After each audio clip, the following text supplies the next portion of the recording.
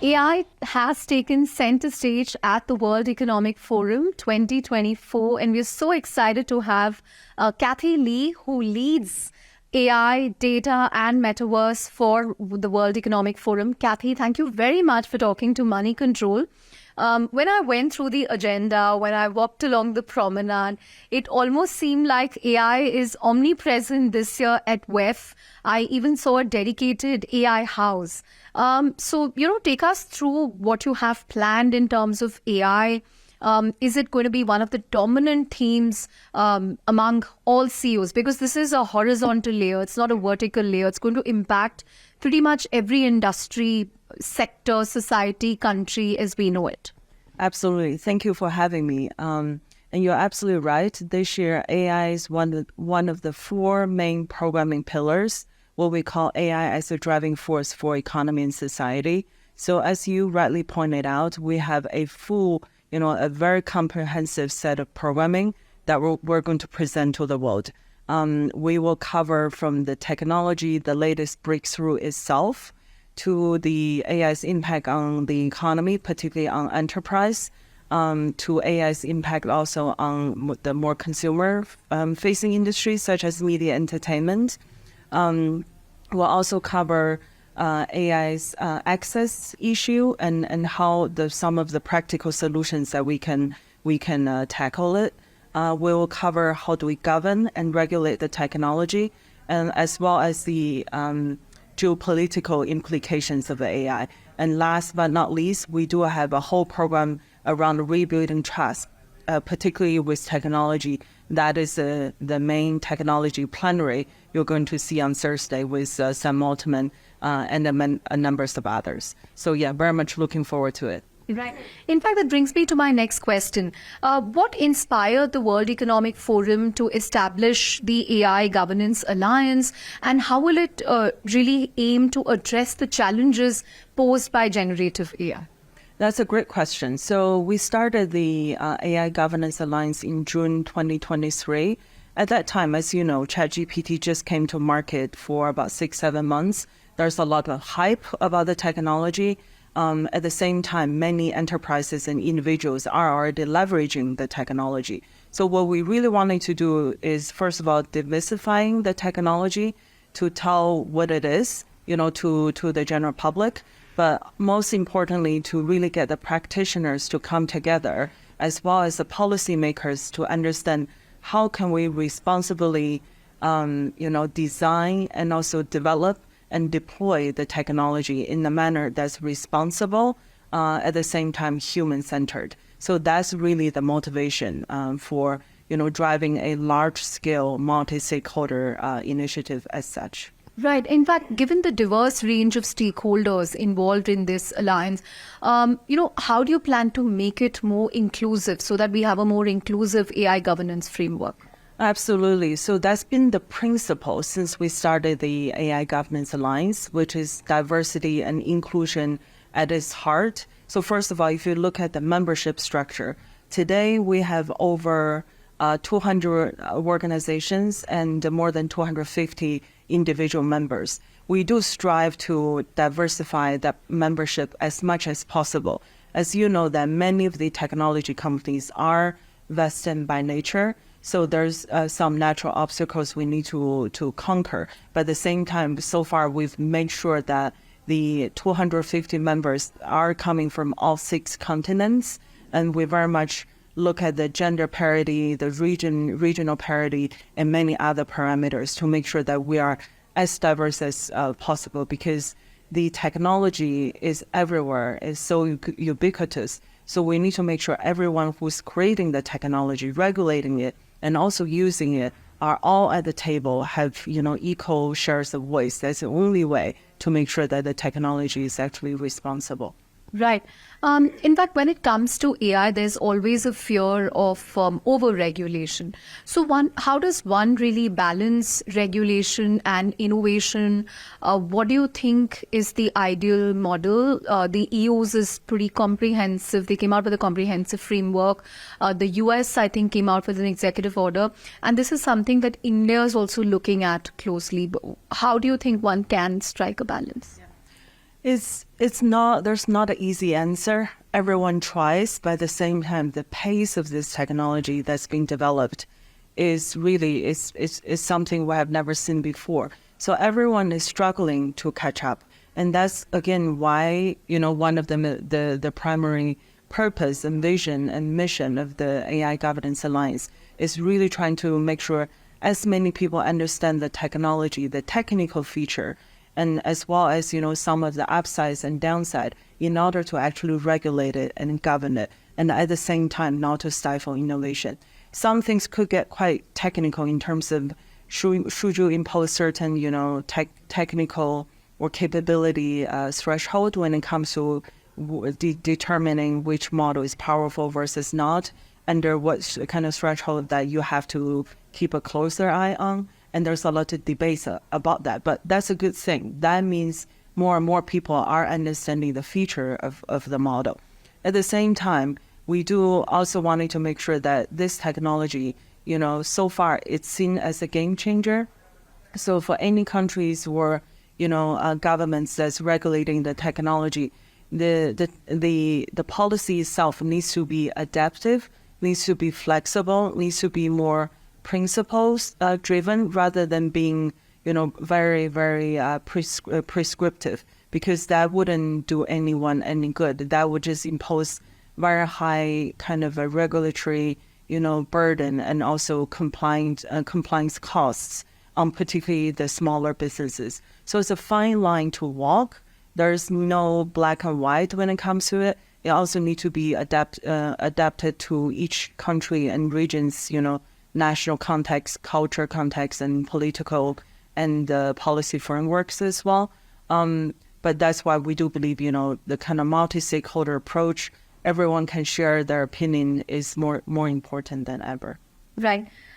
There's also a debate between open and closed source AI models has been going on for a while. What are the key considerations and implications of this when we talk about, responsible development of AI? Yeah, that is a great question, because it's one of the, handful of the key AI debates now. Because the closed source model, on one hand, you can imagine that those are today by definition the most powerful models. So by keeping them closed, you're also making sure that they don't fall in the hands of malicious, actors, and to prevent any potential misuse. But at the same time, it does bring the power concentration problem, because it's really just in the hands of a few private sector players. Even many of the developed countries don't have access to the most advanced models. On the other hand, open source model, it does democratize the technology, but then the other side of the coin, the same coin, is that as the model becomes more powerful, then do we still just put the model out there? Can there be a more scheduled kind of phased kind of release strategy? So you don't just pit a closed model against the open model, but more put them on the spectrum. There's different release strategies, fully open, fully closed, somewhere in between. You only disclose the model itself, but not the weights, etc. There are different technical ways of making sure that the technology is released in a responsible manner. But nevertheless, it's one of the biggest debates now in the industry. Right. I can't not ask you about AI and jobs. This is something that all of us grapple with on a daily basis. How is AI going to impact jobs? Is there a way of creating new kinds of jobs without displacing existing jobs? Is that going to be a key focus as well in all of your discussions, apart from the governance framework and responsible AI development? It will. The forum also, as you know, that we're part of the Center for the Fourth Industrial Revolution that look at technology's exponential growth and the responsible adoption strategies, as well as governance framework. But we also have a Center for New Economy and Society that focus very much on jobs, education, reskilling, upskilling, and many the other macroeconomic topics. So this issue has been studied quite thoroughly at the forum as well. And we do believe that, technology, AI is not the first technology that disrupt labor market. On one hand, we do need to look at how do we, protect the labor market, especially at the country level. What kind of jobs and roles that can be created based on, the principle that the technology should be complementing what humans are doing rather than replacing it. On the other hand, we do believe that, at the end of the day, it's always about looking at the technology itself. What can it actually achieve? Where does it still have limitation? For example, we all talk about hallucination of AI models as one of the downside. But if you think about it more as a feature rather than a bug, think about actually there's not a lot of technology that can actually help you to hallucinate in the way that being more creative. Therefore, tailoring the roles that can be complemented by technology like this, within the current boundary, rather than thinking this technology is going to replace what humans are doing. I think that's the kind of right mindset in terms of looking at where humans can upskill, reskill, where technology is going, what kind of roles we should be creating, what kind of other roles that we should comfortably, outsource to technology. I think that's a right framing to look at it. Right. Final couple of questions, Cathy. Recent AI leaders who've come to India or who've spoken at Indian forums talk about the country's potential in terms of job creation, in terms of how from a leading software exporter, it can become a leading exporter of AI services.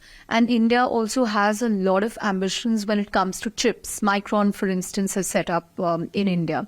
What role do you think India can play in the whole race for AI? Are there clear winners and losers yet? Because it looks like a lot of innovation is concentrated in Silicon Valley at present, with some interesting companies coming out of Europe as well. But do you think it's too early to predict the winners and losers? In which cycle or stage are we in? I do think it's too early to tell. It's still difficult to tell if AI is a sustaining innovation or disrupting innovation. Why I say that is some technologies tend to enhance the incumbent's strengths, while others actually pose, truly disruptive, kind of a potential to the existing landscape. With AI, particularly Gen AI, it's too early to say. We're still on, this journey. It's a long spectrum, and we're still only just discovering the ice, the tip of the iceberg. And with India in particular, think about the strengths you have, the population, the relatively young population, the very educated, particularly when it comes to IT and technology engineering skills, and also the thriving startup innovation ecosystem. It's still too early to tell. It doesn't mean that the first movers always have the best advantage, and we all know that already. And with the models become more not only powerful, but can run on relatively smaller data sets and become more and more specialized in terms of the data it's been trained on and also where it can apply to. There's a sea of opportunities that countries such as India can truly leverage. So I do believe that it's still too early to say. Like even a year ago, we didn't even realize this will happen. Even with AI being studied for, I think, seven decades by now. That's right.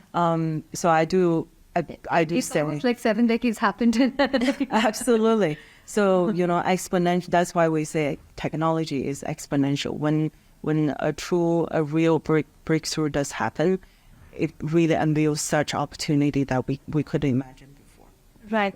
At Network 18, we've also launched the AI Alliance, CNBC TV 18 and Moneycontrol together, where we want to drive the message of responsible AI.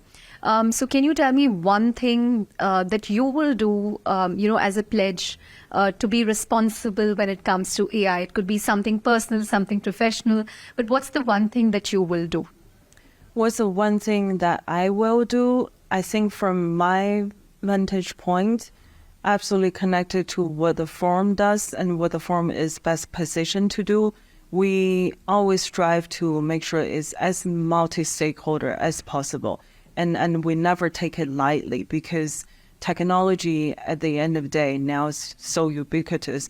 It doesn't matter where that's developed. Eventually it's going to touch the whole human race. So we do need to make sure the as diverse kind of perspectives can come through during not only the deployment phase, but the design and development as well. So that for us is one of the most important things when we talk about responsible AI. That is about reducing biases. That's about upholding principles of privacy and security, and most importantly, to make sure as many stakeholders come to the table as possible. Thank you so much for talking to us, Ken. Thank you. Thank you.